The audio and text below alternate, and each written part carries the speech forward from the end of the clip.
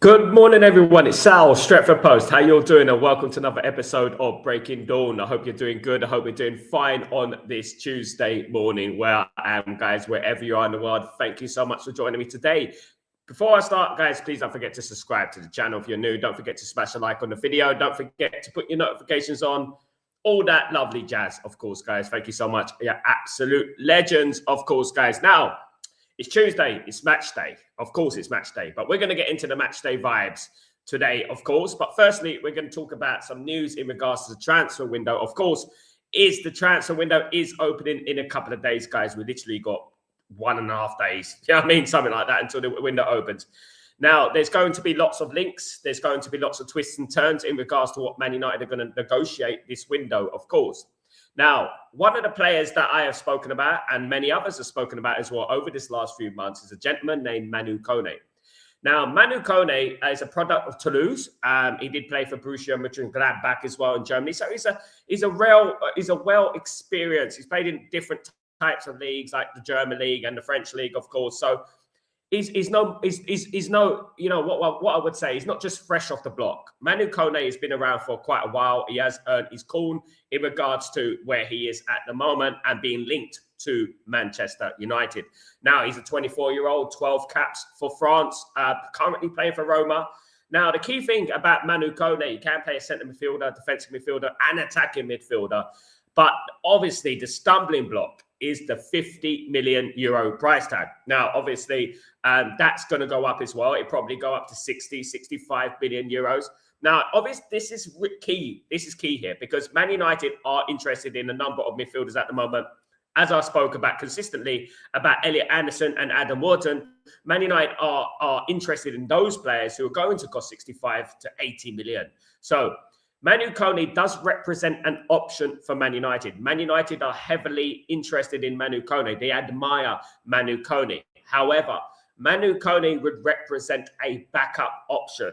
He won't be the first player that Man United are going to be going in for.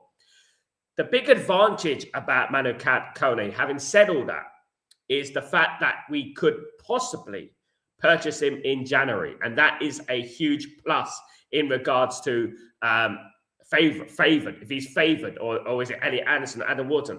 Man United need players now. Man United need a squad now. And Manu Kone fits the bill. Manu Kone is an incredible player, a very, very good player. Of course, I'm not going to flip-flop from it. He plays in Italy, of course, with Roma. And the Italian league is not as good as the Premier League. We know that. We know that, right? And as much as we try and sugarcoat it, it's not as good as the Premier League. The Premier League is on a different stratosphere, you know, I would say. But that's not to say that Manu Kone with 12 caps for France can't play in the Premier League. Of course he can. An absolute brilliant player. And these are the type of signings. These are the type of players that I admire, I like, I'm excited about. When I think about a player like Manu Kone, you know, that athleticism, that strength in midfield that Man United have been lacking. Let's be honest, guys. Man United have been lacking that kind of player in the midfield. That kind of player can go box to box. Now, the fact that he can play CDM, CM, and an AM is a plus, of course, because I did speak about this a couple of weeks ago about the CM, AM, and DM. Basically a number 8. You know what I mean? That's what I would say. He's basically a number 8 because he can go forward, he can bring that ball out, he can defend. Perfect midfielder, to be honest with you. And I've always said about midfielders need to be all-round. They need to be all-rounders. They need to be able to play an attacking role. They need to be able to defend. They need to be able to have spatial awareness, guys. Absolutely. And that is what Manu Kone has, which impresses me a lot and has impressed me for a while. Now, he has been on Man United's list. Of course, it has been dominated by Elliot Anderson and Adam Wharton and Carlos Baleba, all these players, of course. But he has been there. And I've consistently spoke about Manu Kone for months and months now, guys. I have. And to be honest with you, he's even my fun now about a year ago, to be honest with you. But what I would say is that Man United, if they want to get the deal done, get the deal done. Because at the moment, we are 2 days from the window opening. We need to make moves now. We need to start getting the groundwork done. We need to start getting the price agreed with the club. Of course, that's the most important thing. You can agree a fee. You can agree a deal with the player. You can agree wages with the player. Everything can be agreed. Everything's all lovely. But if you don't agree with the club, he's going nowhere at the end of the day, as we've known, as we've experienced with other transfers, of course, like Mbeumo and things like that. So I would like to hope that Man United are getting the groundwork done in regards to Manu Kone and other players as well. I hope that they are. One thing that I've heard is that what Man United are doing is that they are doing multiple deals. They're agreeing multiple deals. And basically, whichever one works, basically, whichever one's going to be going through first, we're going to snap him up, absolutely. And they're going to agree. Whichever one's agreed with the club, basically, first, because that is the most important thing, of course. And as we know, with Man United, it's penny pinching. And we have to understand that. Would Man United spend 60 million on Manu Kone, right, in January? Do you think they'll do that? Because you're looking at something at the moment, and you're looking at, for example, Conor Gallagher, right? You're looking at Conor Gallagher and you're looking at him and you're thinking, right, Man United are heavily linked to Conor Gallagher. Why would we go from Conor Gallagher to Manu Kone? And this is the thing what we have to remember, right? We have to read in between the lines. Conor Gallagher is going to represent an almost cheap, a free, almost like a free. It'd be a loan with an obligation to buy. That's what Man United are trying to do at the moment. And that's the kind of transfer that we are trying to do. Ruben Neves was another one, of course, but it looks like Ruben Neves may stay at Al Hilal. Manu Kone would be like an option for me, in my opinion. If I was to say, like, someone put me on the spot and said, Sal, who do you think would sign? Would we sign Manu Kone in January? I would say it would be a summer signing. I would say that would be a summer signing. He's going to be 60, 65 million. It's quite a lot for Man United to spend in January, considering the fiscal year and all that, and the FFP and everything, all that jazz, of course, guys. So Manu Kone is an interesting one. But again, I put him in the bracket of Elliot Anderson, Adam Wharton, Carlos Baleba, and Manu Kone, these type of players that I think Man United need. And Man United, if Man United want to go forward, if Man United want to progress, we need to fix that midfield. Manu Kone will go a long way to doing that. And as I've said, I've always been a huge admirer of his, of course, even before he played for Roma, when he was playing for Toulouse, I was aware of Manu Kone, of course, and when he's played for Borussia Mönchengladbach, I was aware of Manu Kone, of course, guys, absolutely. But 50 million starting fee, 50 million, that would obviously go up. But the noises around surrounding Manu Kone are legitimate. The wheels are rolling in regards to this. Big journalists have spoken about it. Big up Ben Jacobs, who spoke about it as well. Obviously, a friend of the show. Big up him, and big up the other journalists who have mentioned it. Like I've clarified, like I repeat, Man United have a list of players, right? And this is the list that has been the same since for like basically a year. Man United have a couple of lists: European list, non-European list, and all those players, a majority of those players, are still on that list, and they're not gone anywhere. So Man United have not forgotten about them. So they will revisit many deals. Many deals will be revisited. So players like, for example, I'll give you an example, guys, play devil's advocate. Jared Branthwaite, for example, who Man United were heavily interested in about a year ago, but got put off by the fee. He's still on Man United's wish list, of course. But Manu Kone is a good one, and I do hope that Man United progress with this transfer, of course. But Man United are doing contingency plans. We have to remember these contingency plans are happening at the moment, and Manu Kone represents a contingency plan. We do want Adam Wharton. We do want Elliot Anderson. And those are the main targets for Man United. Let me clarify. Those are the main targets for Man United. Then we get into the next tier of Carlos Baleba, Manu Kone, Yari Guerra, Yuri Giza, Lamine Kamara, all these players there, and Luciano Gume. And it goes down and down and down, of course. But what the positive thing is that every single midfielder and player that I've mentioned there is a very, very talented midfield. But Manu Kone to Manchester United is a possibility, let's say, even if it's a small chance in January. Man United are heavily linked with Manu Kone. The right journalists are talking about Manu Kone. The right people are talking about Manu Kone. Manu Kone, the Roma, 24-year-old Roma player, 12 caps for France. Guys, go and get him. Go and get him. Do it. Do the deal. And that's what I would say, because good noises are coming out of it. Fantastic player. At the right age as well, guys. At the right age, 24 years old, at that sort of peak, isn't it, these days when you get to 24 and stuff like that. Very, very excited to hear that Man United are interested heavily in Manu Kone, of course. Let me know what you guys think about Manu Kone, guys. Let me know what you think about the player. If you're happy about that, if you're excited about that, if you're not too happy about that as well, guys. I'm interested to know, and I'm interested to know your opinions about it, of course. Look, either way, what I would say is that we got the window opening in a couple of days, guys. We need to get deals done. We need things to happen thick and fast because, guys, we're down to the bare bones. Tonight, we got Wolverhampton Wanderers. And you know what? I hope that some players come back from injury. I'm kind of... Bruno Fernandes has said that he wants to go back to training. Ruben Amorim has put the brakes on his return to training, said it's too early. I kind of want Man United to remain the same at the moment. I'll be honest. I kind of want Man United to maintain that midfield because I actually feel like that midfield is the best midfield for Man United. I kind of don't want Bruno back yet. I'm sorry, but I kind of don't want him back yet. I want us to stick to that midfield and let's see how we go on from there. If we go on a win tonight comfortably, then you know, isn't it? At the end of the day, let me just say hello to the community. Big up, my friend. Big up, Kenyan. Hope you're doing well. Happy days. I see two players I've been asking about today's Arts Talking Points. Good to see you, Kenyan. Welcome to the stream. Stretford Post, been talking about it for a year, my friend. Absolutely. Big up yourself. Good morning, my brother. Hope you're doing well. Good morning, Sanjay. How you doing, my friend? Hope you're doing well. Good to see you. Hope everything is blessed with you. Big up, Piyush. How you doing, my friend? I swear to God, if we drop points against Wolves, I don't know what to do. Don't worry about it, man. We're going to be all right, Piyush. We'll be all right. Come on, keep the faith, my guy. Big up, Ephraim. How you doing, my friend? Hope you're doing well. Really good to see you, my guy. Good morning, Rajat. Good to see you. And good morning, the legend, Tyborg. How you doing, brother? Hope you're doing. Happy match day to the Reds. Big up, everyone. Hope you're all doing well and hope you're looking forward to the game tonight.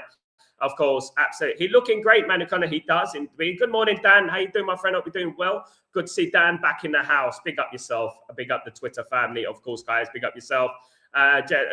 Big up everyone, of course, guys. Rajat, will De Ligt hopefully be bench vital if we will? He's so important to Man United, Rajat. I have been so impressed with Aiden Heaven. I would say that, though, and I want to applaud Aiden Heaven before I do anything. I want to say well done to Aiden Heaven for holding the fort, and doing so well. And look, it's a disappointment that when De Ligt returns, Aiden Heaven will probably be dropped because the problem is that Luke Shaw won't be dropped, and Aiden Heaven's a left-sided centre back. So I mean, it's disappointing. He could play in the right side of centre back. He could do that, but I just think that it's going to be difficult. But I mean, De Ligt is almost back, but I also don't think we should forget about Aiden. And I think going forward, guys, it's very interesting. Leach is back as well. This is the thing, isn't it? So going forward, we've got De Ligt, Leacher, Aiden Heaven, Lenny Yoro. My favourite defence would be Aiden Heaven, De Ligt, and Leacher. The problem is, though, is Aiden Heaven is a left footer. And that's the thing. We need a right footer in there, don't we? Or if we're playing a 4 at the back, we're going to need 2, of course, guys. Absolutely. 3 points is a must tonight. At 3-0 was my prediction. Big up Tyborg. I would take that all day long. Absolutely. Man alone as part of the deal. Yeah, look, Dan, look, at the end of the day, Man United are notoriously not good at doing swap deals. It's very difficult to do. The reason it's very difficult to do is because both of those players have agents. And, agents, they're very greedy. And one agent will want more money than the other agent. One agent will think Xerxes more valuable than Kone. That the Kone agent will think Kone is more valuable than Xerxes. And this is where it gets very difficult. And especially when you're trying to do deals in January, it gets very treacherous. We can use players to our advantage. For example, Marcus Rashford or Xerxes and stuff to our advantage. Like there was talk of Marcus Rashford going to PSG and Barcola coming to Manchester United in a swap deal. Now, this is the kind of thing that we should be doing. We don't do this enough. Man United don't do swap deals enough. We don't explore that avenue enough. And I don't know why we don't do that. Roma are heavily linked with Xerxes, and that could be a thing. And this is probably why the Kone news has been spread over this last 24 to 48 hours intensively, because obviously Xerxes to Roma, people are putting 2 and 2 together and obviously bringing out the Kone news, of course. But there's no smoke without fire. And I do believe that there is some kind of negotiation going on between Xerxes and Kone, etc.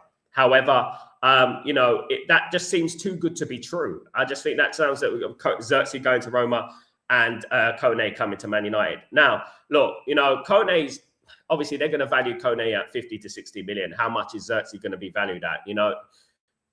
Is he going to be 50, 60 million? I just don't think so at the moment. He's just not really playing well for Man United. But we can bring in, obviously, his historical value in the Serie A with Bologna and how well he done at Bologna, getting Bologna to the Champions League. And maybe we can use that as a string to our bow, so to speak. You never know. Big up, Dan. Absolutely good comment, my friend. Rajat, we like to get Gallagher on loan. Yeah, that's probably what we will get. Exactly. We're doing not sold on Manu Kone. I prefer Baleba. There you go. I know you do, Bots fan United. Sal, is Mason Mount fit? Mason Mount is returned to training, light training, though. I don't think he'd be fit for today, if I'm being honest. It would be great if Mason Mount was fit. We need him. But you never know. You never know. He is running, and that's a great thing. And so hopefully we get him back. I wouldn't mind the team being the same as it was the other day against Newcastle. I felt the team did very well, and I think maybe that team needs another opportunity. It needs another chance. You know, I would say that, and maybe we stick to the same team. I don't know, but we'll have to wait and see. I will be doing my match preview today, guys. I will fit it in. I've got a lot of streams to do today, but I will be fitting in the match preview as well, guys. Today, absolutely. Let's hope so. He's not 100% match fit yet. He's not 100% match fit, guys. Happy that with Kone, Baleba as well, but Brighton will make it difficult anyways. Brighton will make it difficult, yes. Brighton are no mugs. They're going to be 50, 60 million for Baleba all day long. And obviously, this is the problem that Man United have faced with Brighton since the summer. Brighton put 100 million valuation on Baleba, didn't they? Remember that? They put 100 million. Was it 110, 112 million valuation on Carlos Baleba? It's ridiculous. You're stifling a player's opportunity to move to another club, a bigger club, of course. And it's not good, isn't it, at the end of the day? Big up, Dan, by the way. Neil, big up, Neil. What's going on? I don't think United will go for Kone, as he is expensive. If they are not willing to for the Gallagher half the price, do you think they will go for Kone? I think this is something I mentioned earlier, Neil. Basically, I mentioned that just at the start of the show. Why would Man United go after Kone when we're going after Gallagher? There's no middle ground here. At the end of the day, Gallagher's worth nothing.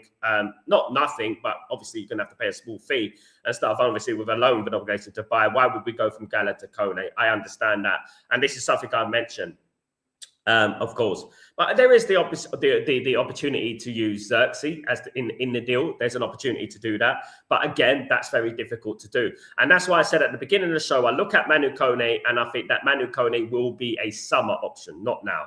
We are owned by the Glazers, and I understand that. And no one knows that more than me, right? And basically, I've been sending Man United games all throughout the takeover process when before Man United had the Glazers, and after Man United got the Glazers and protesting and stuff like that. And I was against Jim Ratcliffe. I was against Ineos coming into the football club. Not because I don't like Jim Ratcliffe, not because I don't like Ineos. The fact is that I wanted the full sale debt cleared, and I felt that would have been good for Man United, not only on a financial level, you know, but on a spiritual level in regards to Man United and the fan base and stuff like that. It would have been a huge boost to Manchester United. And obviously the financial level with the FFP and PSR would have been absolutely through the roof. When you think about Man United right now, if we had a full sale, debt cleared and all that jazz, Man United would have, our FFP and our PSR would have been through the roof. It would have been absolutely fantastic. Can you imagine? Do you know what I mean? You know what I mean at the end of the day. Raja, I will take Stiller and Kone. It will look quality. I mean, look, at the end of the day, Rajat, the great thing about the community and the great thing about Man United fans is that we all have our preferences. The ultimate goal is to get to the top again, isn't it? And when you're mentioning Stiller and you're mentioning Kone and these players of these ilk, of course, they're fantastic players. It sounds great, doesn't it, at the end of the day? Unfortunately, with Man United, we have a habit, it's PTSD, whatever you want to call it. We have a habit of, you know, having this enthusiasm that the Bull don't have. We have this enthusiasm, oh, we can get Baleba and we can get Stiller, or we can get Anderson and we can get Baleba, and that would be a great combination. Of course it would be. We know it would be. You and me know it'd be. Adam Wharton and Elliot Anderson would be a great combination. We know it would be at the end of the day, but obviously the guys in charge, the most important people in charge, they're too slow. They're too slow, guys. Absolutely. Guys, big up Dan. What's going on, my friend? Hope you're doing well. Good to see you. Morning, Sal. My thought on the Manu Kone, he's perfect for what Man United need right now. He may be even better than Baleba. Who knows, Dan? Who knows? At the end of the day, I would bring in context. I would say that he's playing in Serie A. And as we know, look, I have many debates over here in Naples. I'm in Napoli at the moment. You know, I say, look, you know, they mentioned about Scott McTominay. They mentioned about, obviously, Rasmus Højlund. And they're, oh, what? You know, the sarcasm, you know, how do you feel about McTominay? How do you feel about Rasmus? And I'm like, well, he plays a Serie A. It's easy, of course, you know what I mean? And they get upset by that. But the Premier League's a lot harder, I say, do you know what I mean? And stuff like that and everything. But it is. And, you know, I would say that, you know, with Manu Kone, look, I'm not going to paint the same brush. You don't get 12 caps for France if you're a poor player. You know what I mean? At the end of the day, we know how good France are. You don't get 12 caps for France if you're a poor player. So he's a very good player. So I won't be, you know, I don't bring the IQ down in regards to judging players. But I do like Manu Kone. I do. Use the eye test, isn't it? And evaluate how would he play in the Premier League if he incorporated the Premier League. Obviously, the Premier League is a quicker league, more athletic league, and obviously it's better players in the Premier League. You know what I mean? Jamie Vardy, for goodness sake, became Player of the Month in Cremonese over in Semi, and he's like 50. You know what I mean? So yeah, obviously we have to take that into context. We do, but we shouldn't make it the gospel. We shouldn't make it the be all and end all. You know what I mean? We should also give people a chance. You know what I mean? At the end of the day, big up, Dan. Good to see you. What's your opinion on Pablo Barrios of Atletico? Yeah, I spoke about him, Raja, about a week ago. Very good player. Look, again, a 22-year-old young player coming through the ranks, valued a lot of money, 60-odd million, is Spanish international, isn't it, at the end of the day? So, look, at the end of the day, what I'll say about Barrios is another one that Man United are looking at. Look, the one thing, biggest concern for me, there's two things to it. I'm happy about it and I'm a bit concerned. The reason I'm happy about certain players being linked to Man United, the amount of players and the volume of players that we're being linked to is the fact that we got contingency plans. That we don't get that player, we go after that player. If we don't get that player, we don't go after that player. On the negative side, on the flip side, I would say that, are we a little bit confused? Are we panicking? Are we going after every single midfielder in the world? Because it does seem that way sometimes, doesn't it? That every single midfielder that is of talent, we're going after right now. Do you know what I mean? And not considering everything about the player, the background of the player, the personality of the player and stuff, sort of throwing everything against the wall and hoping something sticks, so to speak, if you know what I mean.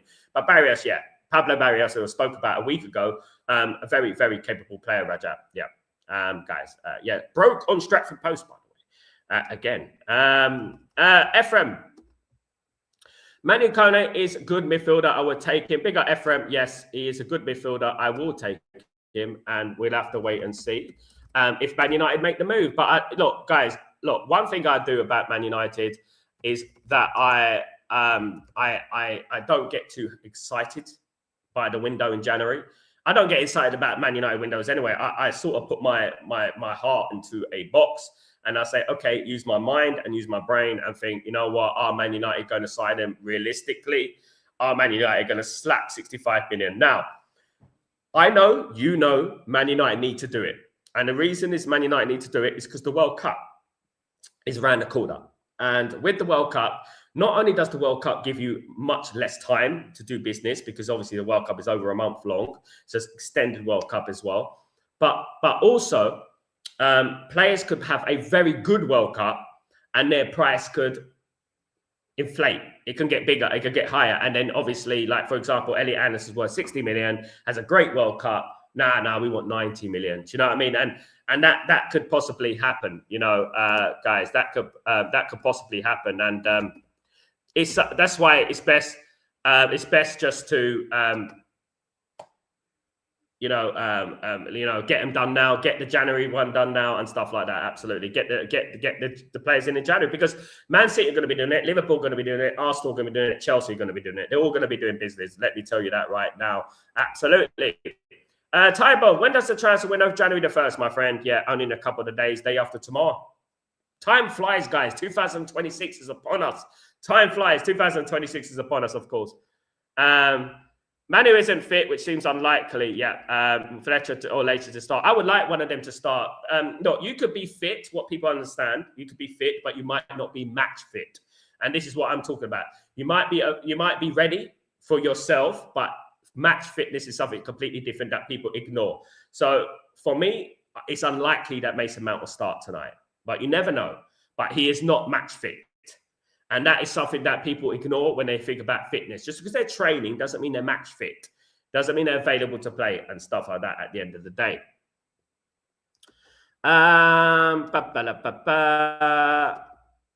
Do they still want Alejandro Garnacho at Napoli? At the moment, the only Man United player that has been heavily spoke about over here in Naples is Kobe Mainoo. Kobe Mainoo is the only one that in Naples that they're very excited about. You know, I've had people come up to me and say, like, what's going on with Kobe Mainoo? You know, and things like that. So there is a lot of news circulating around Kobbie Mainoo over here in Italy. And yeah, look, you know what? I said to them, I said, look, if you get Kobbie Mainoo, it'll be an absolutely brilliant player for you. He's a fantastic player and stuff like that. And I spoke about the T-shirt situation and stuff, what's going on with Manchester United and everything like that. And I said that it's best for him to go to Napoli. It's best for him to go to a club like Napoli because obviously it's a biggish club. And obviously there would be Rasmus Højlund and Scott McTominay already there to help him settle down. But it's a fantastic city. That's one thing I would say. Surrounded by fantastic places. Obviously, you've got loads of beautiful places around Naples and stuff like that. You've got Sorrento, Amalfi Coast, Capri, just around the corner, guys. It's a little boat ride down the road, guys. So at the end of the day, is a very, very, very, very interesting, good place, of course. Let's go, Mark. What's going on, my friend? Hope you're doing well, brother. I hope you're doing well. Good to see you back. Hope you're well. Good to see you, man. The people at the top are not out of touch or unaware. They are doing exactly what they want. In their eyes, the club is successful and they're making the money machine. Mark, you make it absolutely spot on, mate. Look, you know what the test is, Mark, for me. And look, at the end of the day, I have no expectations with Ineos. I have no expectations with the Glazers. In January, look, I have said that, you know what it is? They've got to prove to us. They got to help us to help them. You know, they got to help us to believe in them, if you know what I mean. Because at the end of the day, what I see at the moment with my own eyes is that they're just more interested in fattening their pockets than bringing Man United forward on the football pitch. And when you see the stadium and you see these new shiny new stadiums, don't get it twisted. That is fattening their pockets as well. Because with the stadium brings commercial opportunities and franchises, etc., concerts, this, that, and the other. Do you know what I mean? So obviously, Ineos and the Glazers are interested in only fattening their pockets. Look, but in January, it's an opportunity for them to prove us wrong. Prove that you're not just interested in fattening your pockets. That's what I would say about that. Absolutely, guys. Now, let me get into another bit of news, guys. Let me get into another bit of news in regards to transfers. Arnau Martinez. Arnau Martinez is a 22-year-old player, guys, currently playing for Girona in Spain, guys. He is a right back, centre back, and CDM. Now, what's the interesting thing about Arnau Martinez? He's wanted by Arsenal as well as Manchester United. Manchester United are heavily linked to him. He's only valued at around 10 million euros, guys. 10 million euros, guys. So how much can Man United get him for? 15, 20 million. Arnau Martinez, right back, centre back, CDM, absolutely brilliant player, 22 years old, Spain under 21 international at the moment, guys. So this is fresh off the block. Arnau Martinez has captured the interest of Manchester United. Manchester United are aware that the likes of Arsenal are interested in Arnau Martinez. And of course, this has alerted Manchester United in regards to the transfer because his price tag is not extortionate and we can possibly afford to buy him. Of course, he's played 2 games this season as a CDM, but mainly he plays as a right back. He can also play as a centre back sometimes, but he is a very versatile player in that defensive third. And I think this is what Man United need, isn't it? A player can play CDM, a player can play centre back, a player can play right back, you know, various positions. And it's exactly what Man United are looking at the moment, of course, guys. Spain under 21, Arnau Martinez to Manchester United. Can Man United do that deal? That is the type of deal Man United be looking at. Why would they be looking at that? The price tag, 10 million euros. I mean, it's not going to break the bank at the end of the day for them. You know what I mean? Even though they have tears in their eyes in Ineos when they have to spend a bit of money and stuff, and Glazers, of course. Now, one player that we've been speaking a lot about over the last, 3 months? João Gomez. João Gomez of Roma. We will see him tonight. And let's do a little analysis on João Gomez tonight. Now, look, I haven't been too impressed with João Gomez over the last weeks. I haven't been absolutely bamboozled by João Gomez's performances for Wolverhampton Wanderers. Absolutely not by a long shot. But João Gomez, 24-year-old, valued at 50 million. This is what we're talking about, guys. The Premier League tax comes into it. The 50 million price tag in regards to João Gomez. And, what I would say is that it's a little bit steep for him. I would say it's steep for him. In my opinion, it's steep for João Gomez. 50 million. And obviously, Wolverhampton Wanderers will want to push it up and up. Now, Wolverhampton Wanderers, the interesting thing here, Wolverhampton Wanderers are going to get relegated. They've got probably they're probably going to beat Derby County on the least amount of points in the Premier League. They're probably going to do that. So Wolverhampton Wanderers will get relegated. They will be playing in the Championship next season. I'm pretty certain about that. You know what I mean?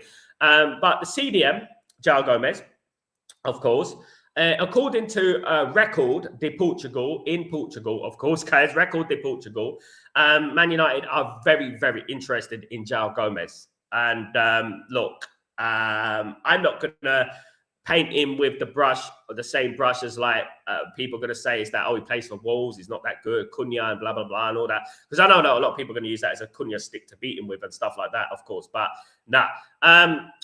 Interesting thing about João Gomez is that he's 10% owned by Flamengo.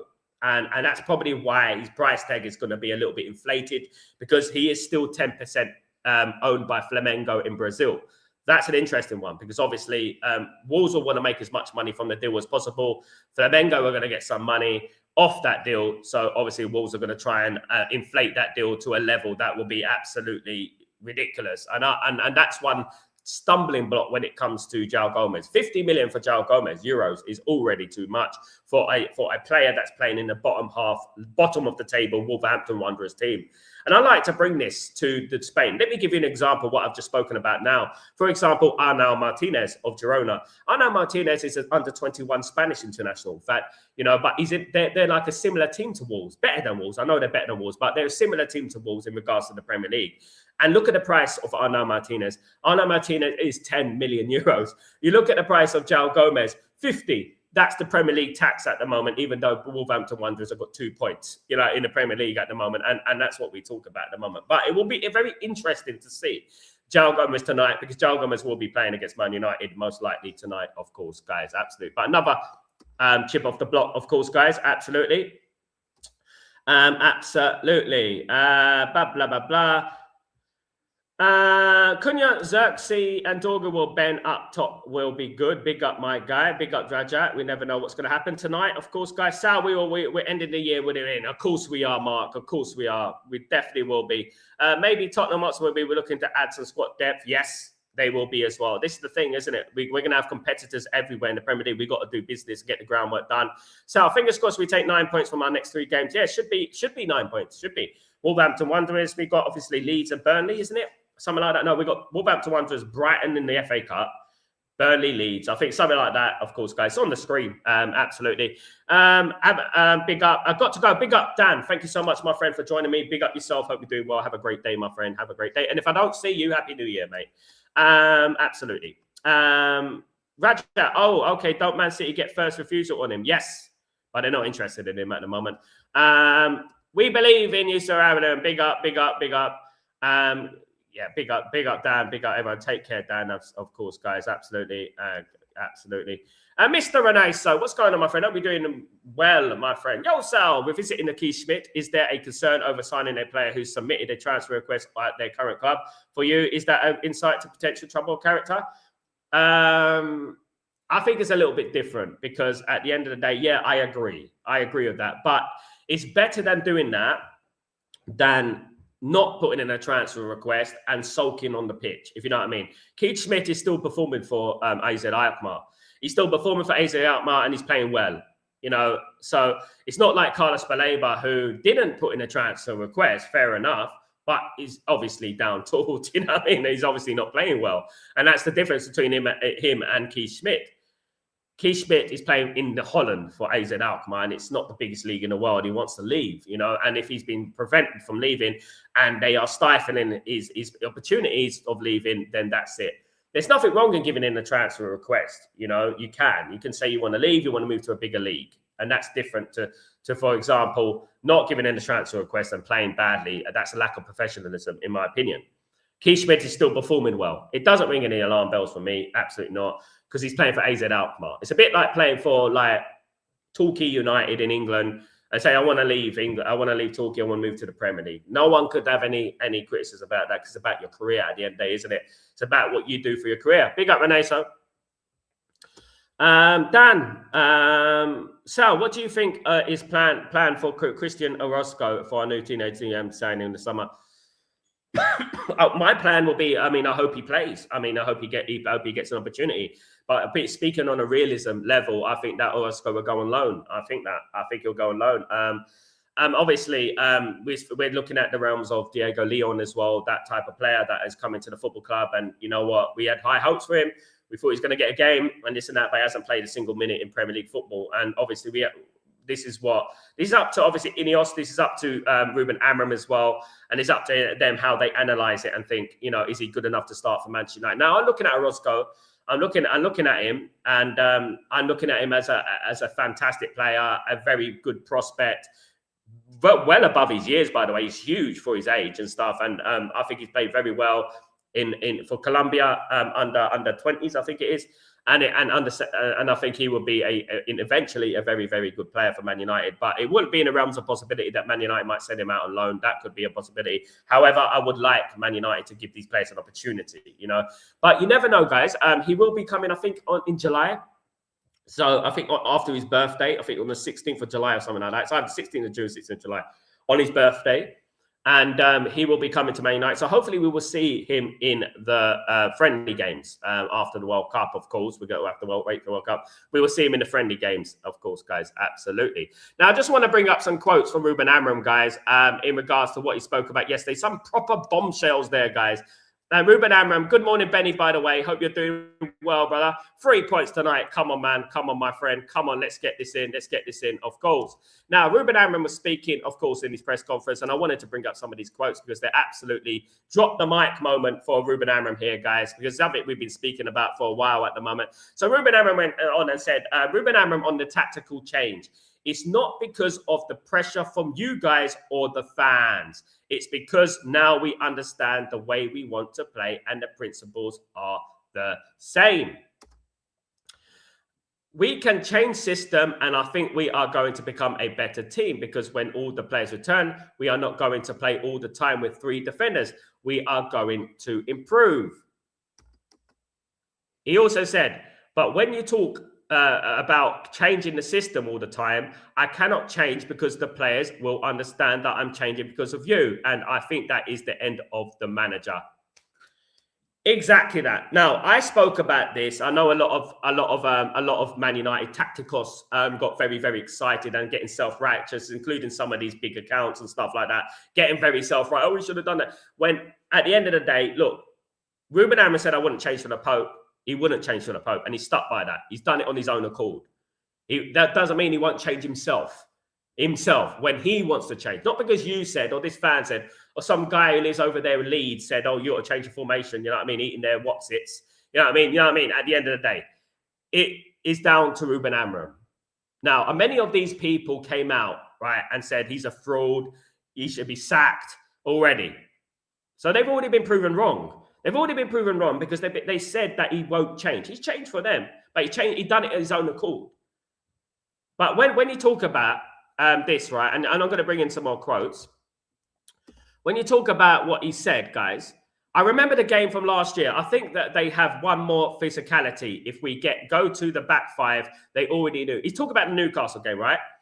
If we go to the back 5, they already knew the players that need to jump and transform that game 1 against 1. 1 against 1 against this team, I think we would lose. So basically he's talking about the tactical difference between Newcastle United. Now, even when Alex Ferguson was the manager, we adjusted towards different teams. Now, this shows phenomenal management. This shows phenomenal management, that he's understood how Newcastle play and has adjusted based on Newcastle United. Right? Now, that's what great managers do. He's 40 years old, right? And this is exactly why we were saying, listen, give the guy a chance, let him do his own thing in his own time. People forget that we had a 4 out of 10 window. They throw that out the window straight away. They're idiots. They throw it out straight away. They forgot about the 4 out of 10 window. They forgot about the lack of player investment. He changed that game because he understood what Newcastle were trying to do. And he stifled Newcastle in the first half in particular. Excuse me. He stifled Newcastle in the first half in particular. And Newcastle had no answer for it. And that's exactly what you want from your manager. It's exactly what you want for your manager. And I'm delighted by this because it has shut a lot of people up. He has dropped the mic on a lot of people. I'm going to do it at my own accord. I will change at my own accord. I will change based on the players that are there, that are available, and that the team that we are playing, basically. And that's exactly what every manager does anyway. And that's exactly what Alex Ferguson did. Alex Ferguson changed. No one even mentioned about it. Alex Ferguson moved 5 in midfield. No one mentioned about it. 1 up front. It's just that some people had their idea. They made up their mind. And listen, I haven't forgotten them saying he's got to go. He's got to leave. He's got to leave the football club. I haven't forgotten that. You know, I do see some people out there who I like who are going way on the negative and indirectly. In fact, I actually disrespect it more when people go indirectly and don't just say with chest they don't want the manager anymore. You know what I mean? You know, because at the end of the day, every single tweet that they do, every single thumbnail that they do is negative at the end of the day. I believe in this manager. I believe in him. I believe if we get tools for this manager and the players come in that we need for this manager to succeed, this will be a very, very big turning point for Manchester United. Let me tell you that right now. Absolutely. Let me just get into a couple of other, one more other comment, what he said about the team and stuff like that. Sometimes, in regards to transfers, guys, he said, sometimes I have an idea. Jason and the board has other ideas, but every decision we make, we need to reach a common ground. So this shows you guys, this gives you an idea of who is making the decisions at Man United. It is a collective, like I've said many, many times. It's a collective. Vivell, Jason Wilcox, Barada, all these gentlemen there, and Ruben Amorim make the decisions. Now, Ruben Amorim might have an idea of the player he wants. I want that player. Wilcox say, no, I want that player. Then they're going to come into a common ground. Ultimately, yes, Ruben Amorim has a big voice, but it looks like Wilcox has a bigger voice in regards to the transfer dealings. I don't know what to make of that. Don't know how to feel about that. But at the end of the day, I agree. It should be a collective. There should be an analysis on every single player that we purchase, because you never know, you know, who's going to be good, who's not going to be good, etc., etc., etc. Of course. So those are some of the comments from today, guys. Let me know what you're thinking. Absolutely. Excuse me. Still got a bit of a cough today. Rajat, my friend, he will probably be integrated into our under-19, maybe under-20 academy, depending on. I would like him to go on loan. I think it's better level to go on loan. You learn more. Like, it's like, you know, Chido is just, you know, digressing. He kind of similar to Casado. He is, yes. The thing with the difference between Brighton and Hove Albion and Manchester United, Brighton and Hove Albion could afford to play. Like if they signed, for example, Orozco and he would go straight into the side because they can afford to play him, because the expectations at Brighton are not on that level, are they? That's the thing. Benny, he didn't change the system. He tweaked it to suit the players that are here now. Exactly, Benny.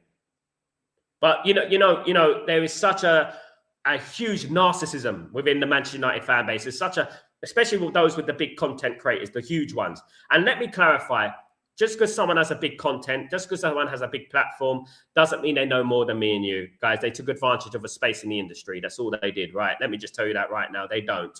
I can get any one of those guys on this channel and they wouldn't have a clue what they to debate against me at the end of the day. And they won't. And the thing is that a lot of them have made up their mind, and their narcissism and their egotistical characteristics will prevent them from looking at things logically and rationally. That's what they do, right? So they will make their mind up about the manager. They have their idea about the manager. Every little thing that they disagree with the manager gets highlighted into a thumbnail and gets overly inflated into something that is not true, right? And this is what happens with many, many of these like so-called big, huge content creators, right? This is how they are.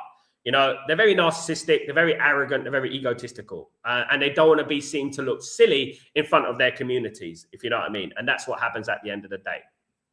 Not looking at things logically, not looking at things in context in regards to what Ruben Amorim is saying, twisting things to mold your own narrative, to make it fit your own narrative, is what these people do. They mold it to fit their own narrative, and that's what they do. They twist it to make it align with what they're saying. You know what I mean? So it looks like, yeah, see me, I'm the oracle of football. I know everything about football. I'm the oracle. You know what I mean? And that's what they do at the end of the day. Say with chest what you want. You don't want the manager, fine. It's a democracy. You can say that. It's up to you. Stop beating around the bush and creating like hysteria and writing thumbnails that are indirect. And they're so obviously negative. And everything you're saying is negative. Stop going away from you know, what the facts are and what the context is. And that's what I'll say. Big up, Benny. Maybe it was a plan to be predictable and then make it as a tactics, don't know. Raja, all we know is this. Ruben Amorim is the manager of Manchester United, right? You know, some people can't even look after their own selves, let alone talk about what Man United need and tactically and stuff like that. It's ridiculous when they're talking about it. It does make me laugh, to be honest with you, the way they're talking about it, you know. And guys, people just want to be right. They want to have relevance, you know, and that's basically what it is. They just want to be right. They just want to be relevant, and that's all they want at the end of the day. Sal, do you think it will be? Do you think it will be a difficult game tonight? Like, well, yeah, it'll be difficult, mate. It'll be difficult tonight. Don't get it twisted. Wolverhampton Wanderers have lost 2-1 against Arsenal, 2-1 against Liverpool, and it was difficult for Arsenal. Arsenal won with 2 own goals. So I for not 1 minute, I'm underestimating Wolves. I am not using the 4-1 win a couple of weeks ago as a tool to be confident in this game, because I do believe that playing away at Molineux is maybe easier than playing at Old Trafford these days. When teams come to Old Trafford, they play the low block. They're less inclined to go out and attack and stuff like that. When they're playing in front of their own fans, they're more inclined to go forward and leave spaces at the back. And that's one thing about it when teams come to Old Trafford. The key thing for Man United is that we need to start on the front foot. We need to be ready. We need to be on fire. We need to make sure that from the minute one, we are going at them. We are going at them. I think that's what we need to do, of course. Nice point for Amorim. I'm glad Amorim shut him down. The tactical people, man. Honest to God. Now, some people, I look at it and I think, you know, I think 5-2. Wolves will fight 2 goals. That'd be a nice game, Box. That'd be a nice game, mate. No, it's not guaranteed +3 guaranteed. No. Like, you know, what I would say is that, you know, what I would say, all right, and I'm going to bring this into the show. I think that some people, right, they have massive platforms, right, and maybe they've asked Ruben Amorim for an interview or something like that, and he's declined.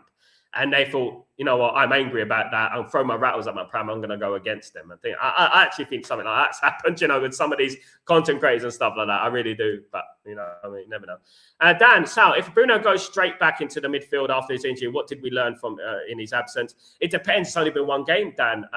What I've learned so far, if someone's going to give me a microphone in front of my face and say, what did you learn after the Newcastle game? I would say 1 word, balance. I would say balance. I say what I've been saying for many months now, in fact, over a year, and other people have been saying it as well. Man United need to play a double pivot. Casemiro and Ugarte, Casemiro and Mainu, something like that. That's what Man United need to play because it adds balance to the team. And that, lo and behold, I don't think it was the tactical change that made the difference. There were 2 things that made the difference against Newcastle. And people refuse to acknowledge it because obviously it doesn't fit their anti-Amorim narrative. The 2 big key things about the Newcastle game, in particular in the first half, were Licha Martinez and a balanced midfield. That was what it was. That made all the difference. Now, I flip back to when Ruud van Nistelrooy was managing Manchester United, and Ruud van Nistelrooy was more inclined to put a double pivot in there. And when we played that double pivot, no matter what formation we're playing, because we're playing the same formation with Erik ten Hag, when we played that double pivot, right, we played our best football. Let's be honest. The games we played with Ruud van Nistelrooy wasn't all perfect, obviously, but we played our best football when we played a double pivot. And that's just the way it is, you know? Not at the moment. We need to make Old Trafford a fortress again. We need to make Old Trafford an intimidating cauldron again of noise. That's what we need to do, don't we? And we really do. Absolutely. Benny, in regards to, let me just scroll this one up 1 second. Guys, don't forget to smash a like on the video. If you can do that for me, that'd be absolutely fantastic. We need to get 50 likes minimum. 50 likes minimum for Breaking Dawn, guys. In regards to tonight, if we start on the front foot, we'll score early. And we need to score early, I think. We don't want to let the game drag on, of course, guys. The great thing about the Newcastle game is that we were 1-0 up. That was a good thing about that Newcastle game, of course. And we need to be 1-0 up again. We really do, guys. Absolutely. Big up, Max. Sal, love you. Thank you so much, my friend. Are there any news on transfers from Spain? I'm in Italy at the moment, Max, not Spain. But there is news about Kobe Mainoo going to, obviously, Napoli. There's a lot of news circulating around that at the moment over here. Of course, guys, absolutely. There is news about Manu Kone over here in Italy as well, that Manu Kone, Man United interest and stuff like that is circulating at the moment, which obviously means that it's got wheels because it's international. So, it does look like Man United are heavily interested in Manu Kone. But we'll have to play that, wait and see what happens. Obviously, Manu Kone's price tag is extremely high for Manchester United in January, which is disappointing, of course, because we do need it. And obviously, all the ins and outs of that, what I've spoken about. DJ, big up, my friend. Hope you're doing well. Hope you're well. Good to see you, mate. Hope everything's blessed. Benny, a lot of these other channels are going to have a lot of egg in their face. When Amorim gets us back to the top, he'll get us there if he's back, but only if he's back. Exactly, Benny. But one thing I would say about these platforms, they would twist it into, I told you so. This is what they do. They'll twist it in. Well, if you'd done that a year ago, maybe we would do. You know what I mean? They'll do that sort of thing. You know what they do? It's a lack of intelligence. That's what, you know, they can't just hold it and say, look, you know what, I was wrong about Amorim. You know, he proved me wrong and I'm happy for it. I'm all here for it. Man United are winning. They're not like that at the end of the day. They would turn it around and they'll say, look, see, maybe if you'd done that a year ago, we might have been over there. That's what they do, guys. You know what I mean? At the end of the day, like I said, just because someone's got a big platform doesn't mean they're the oracle of knowledge. Let me tell you that right now. In fact, some of the most cleverest people in regards to football opinion are people without platforms. This community, people I've spoken to at Manchester Piccadilly, for example, at 1 o'clock in the morning, waiting for my train down to London. Do you know what I mean? After a Champions League game. You know, I've had some of the best conversations about football with these type of people. These people are big platforms. They took advantage of a space in the industry. And that is all that has happened with that. You know, and to be honest with you, some of these platforms have given a noise to absolute waste men. And that's what I would say. They've given a voice to waste men. That's the only contribution to the Man United fan base. It's a voice to waste men, not a voice to a community. You know what I mean? Absolutely.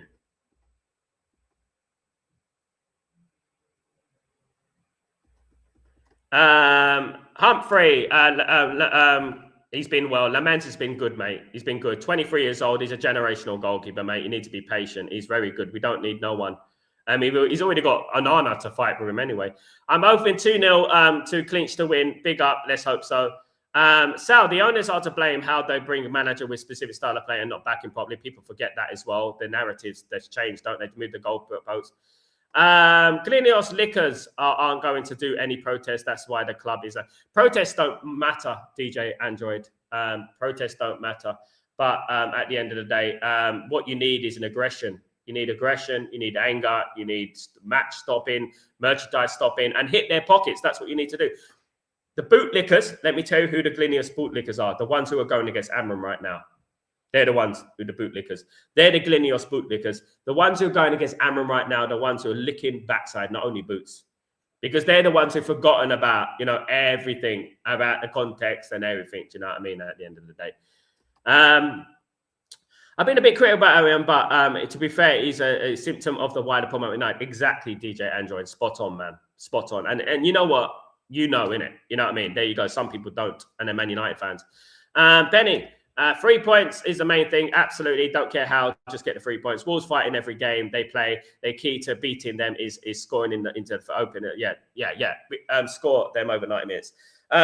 Look, we had a good result against Wolves the other day and it got really played down. We won 4-1 against Wolves away from home and I thought that was a fantastic result. And we had a section of the fan base crying because we conceded a goal against Wolves. I thought it was absolutely pathetic. It's the Premier League, for goodness sake. And then lo and behold, the very next week, they score against Arsenal. You can't make this stuff up at the end of the day, innit? And they scored against Liverpool. You can't make this stuff up. It does make you laugh, doesn't it? I mean, anything to beat Ruben Amorim with a stick with, that's what it is, guys. Anything to beat him with a stick with, it does make me laugh. It does make me giggle. It really is stupid, honest to God, guys. Who is Footy with Edge? I don't know who Footy is. You keep mentioning Footy with Edge. Has he done something to you, mate? Has he done something wrong to you, Footy with Edge? Why are you so obsessed with Footy with Edge? Leave the guy alone, for goodness sake. He said Eka David played for Bayern Munich in 1999. He's a fake fan. Who does he support? I don't even know. I don't know, mate. But, you know, Eka Davids didn't play for Bayern Munich. He played for Juve. And Tottenham, by the way. He did play for Tottenham. Came from the Ajax Academy. I met Eka Davids once, by the way. Eka Davids, I met him in Selfridges in London. He had about 12 bags on him, like this. Like, it's good for some, innit? DJ Android, speaking of Piccadilly, you lot are Piccadilly FC. Mate, listen, you banned English clubs from Europe for 8 years. You need to concentrate on your own home, mate. You know, without, you know, I'm not going to sing that song that we sing about you. I think United should sign Lamine Kamara as a backup midfielder in January. That would be nice, Humphrey. Another great player, of course, guys. That would be nice, of course. Absolutely. Lamens is a star. Lamens is a star, yes. Dio, would you like to see clubs like Bolton, Charlton, Wigan, Sheffield Wednesday, and Blackburn Rovers of the Brighton and Brentfords, of all of the Brightons and Brentfords, and them? Would you like to see clubs like Bolton, Charlton? Why did you put Charlton in there and Wigan? I would like to see Sheffield Wednesday and Blackburn back in the league. I would like to see them. If that's what you're getting at, I would like to see Blackburn and Sheffield Wednesday back in the league. Wigan and Bolton are not. Bolton, yeah, I like Bolton because you know why I like Bolton? They won us a title in 2003. How did they win us a title? They drew 2-2 with Arsenal, and we won the league, of course, guys. They drew 2-2. They were 2-0 down, and they went 2-2 at the Reebok Stadium. Those who know, You see this channel here, right here? It's a channel of knowledge, not a channel of blagging and chances, guys. Let me just tell you that right now at the end of the day. So that's one thing I would say about that. You know what I mean? They are old school. I mean, Wigan, I wouldn't call Charlton and Wigan old school Premier League clubs. Charlton were always a championship club and were always a Division 1, League 1 club, of course, and Wigan as well. They're not old school. Old school's Blackburn and Sheffield Wednesday. That's old school. When you talk about old school for me, I don't talk about the 2000s. I talk about the 90s. Okay, look, I would say, all right, let me get this straight. I would say Charlton slightly because obviously in 98, 99, Charlton won the Premier League, right? And I know because I was at the game that Man United won 1-0 at the Valley, 1-0, Dwight York, last minute goal, by the way. Great, set us on our way. Saw results. You see, sometimes you don't win 5-0, even with great teams. You win 1-0 last minute, header from Dwight York off the post. Those who know, do you know what I mean? I'm sure you can go on any channel in this industry and they won't even know what I'm talking about. But there you go. That's what I'm talking about, guys. Absolutely. But Charlton might be. Wigan, no. I don't class Wigan as a Premier League team. I really don't. I really don't. When I think about Wigan, no. Bolton, Charlton, Wednesday, Blackburn, yeah, probably I do, guys. Big up DJ Android. 11 likes away from 50. Guys, what's going on? 11 likes from 50. What's going on, guys? I've got 93 in the house. Smash a like, guys. Come on, what's going on? It doesn't cost anything. Just a twiddle of the finger, the thumb, whatever. Just do it. I don't care what you use. Just bloody use your tongue. Click a like, for goodness sake. Come on, guys. Now, I wouldn't advocate using the tongue. It could be germs. You don't want to do that and stuff like that. Absolutely not. But yeah, guys. Yeah, smash a like, guys. Really appreciate everyone in here, in the house. Of course I do. Absolutely, guys. Guys, don't forget, I will be here for the watch along tonight. Of course, 8:15 kickoff in England. I will be live about 7:45 English time for the watch along between Man United and Wolves. I will also be pondering on doing a watch-along for Uganda against Nigeria in the AFCON. Okay, guys, I just want to say thank you to those who joined me yesterday for the AFCON. Really appreciate you. It wasn't the best game. I was watching obviously Egypt against Angola, which was 0-0. I did have, obviously, both games on. I had Mozambique and South Africa, which was a great game, 3-2 to South Africa. I did have that game on, of course, guys.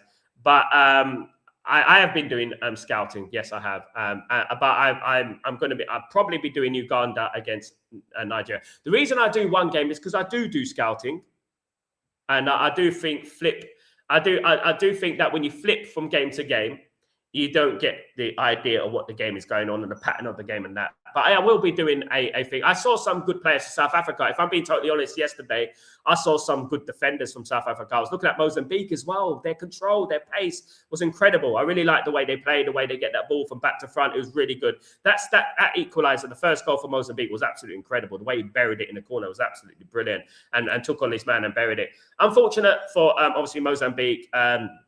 Couple of goals there were very unfortunate what they conceded yesterday, but it is what it is. At the end of the day, Egypt and South Africa qualify, and that's how tournament football works, of course, guys. Absolutely, all day long, mate. That's what I do, guys. Absolutely. I'm not like some channels. If I'm not watching the African nations, you know what I mean? Because it's just really bad when people say things like that. Football is a space for everyone.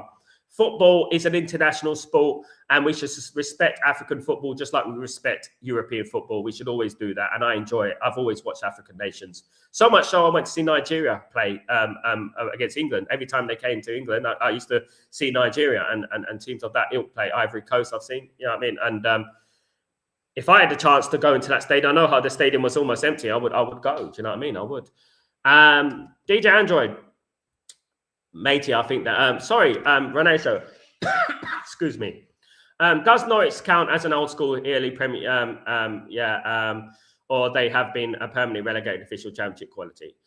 What I would say, I come from a generation that Norwich went away to Bayern Munich and won. So I think Norwich are a Premier League club. They're more of a Premier League club than some of the Premier League clubs in the league right now. I'm telling you right now, Blackburn Rovers and Sheffield Wednesday are more Premier League clubs than Man City for me. That's just the way it is at the end of the day. And I would say that. I mean, I have more history with those things. I think they are your typical championship yo-yo now, yeah. But in the 90s, they are proper Premier League club, guys. When we were challenging for our first league Premier League title, Norwich City were our rivals. They were obviously they had Chris Sutton up front and players of that ilk. I know in Norwich City had Wolf Fox, Chris Sutton, and quite a good team. Remember Gunn in goal? Do you remember Gunn in goal? Your top 5 streets, won't forget ballers. Mine are Tugay, Pedersen, Tarap, Ben Arthur, and Michu. Yeah, good players, but not Man United. The top ballers in the Premier League are the Man United ballers, every single one of them, because they dominated the Premier League for 20 years, 13 titles, man. And until you get to 13 Premier League titles, you can talk. Not 2 in 40 years. Not 2 in 40 years. 13 and 26. That's what we're talking about, guys. Absolutely. Guys, I want to thank everyone. I really appreciate you all. Please, guys, don't forget to smash a like on the video. Let's get to 50 likes, guys. I don't know how many we are now, but let's get to 50 likes, guys. Let's not forget to get to 50 likes. Don't forget to subscribe to the channel if you're new, you're lurking in the distance and stuff like that. I'm going to ease my throat. I've got a bad throat today. I've had a bad throat for a while. But I would say thank you guys for bearing with me, and thank you guys for your support.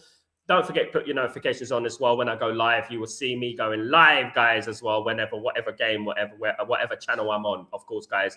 But I really appreciate everyone. Take it easy, everyone. Have a great day, great evening, great night, wherever you are in the world. I'm Sal Warner. This is Breaking Dawn, and I'll see you for later on, guys, for the watch-alongs, I should say. And I will be trying to bring you the match preview of Wolves as well, guys, in between. So keep your notifications on so you don't miss it, guys. It's going to be a good one. Take it easy, guys. Have a good day. Peace.